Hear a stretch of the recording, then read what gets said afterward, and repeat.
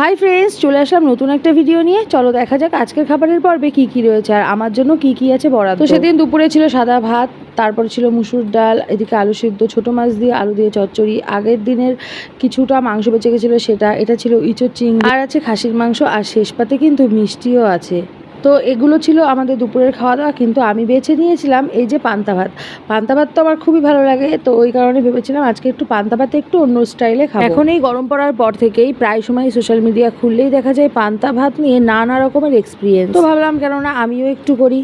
না, তবে আমি কিন্তু কোনো এক্সপিরিয়েন্স করতে চাইনি, তবে ছোটোবেলার মতো একটু পান্তা ভাতটাকে মাখার চেষ্টা করেছিলাম। যদিও তখন আমি মাখতাম না, মাখতো আমার দিদি, কিন্তু উনি তো এখন নেই, তো ওই জন্য আমি একটু মাখার চেষ্টা করলাম। দেখো, প্রথমে পান্তা ভাতটাকে নিয়ে তার মধ্যে একটু লেবু চটকে দিলাম, আর তারপর শুকনো লঙ্কা দিলাম, আর ওকে বলেছিলাম একটু নুন দিয়ে দিতে, তো পরিমাণ মতো নুন দিয়ে দিয়েছিল। আর মাখার পর দেখো আমি একটু আলু ভাতে নিয়ে নিয়েছিলাম, তারপর একটু একটু করে মুখে দিচ্ছিলাম, হেব্বি হয়েছিল।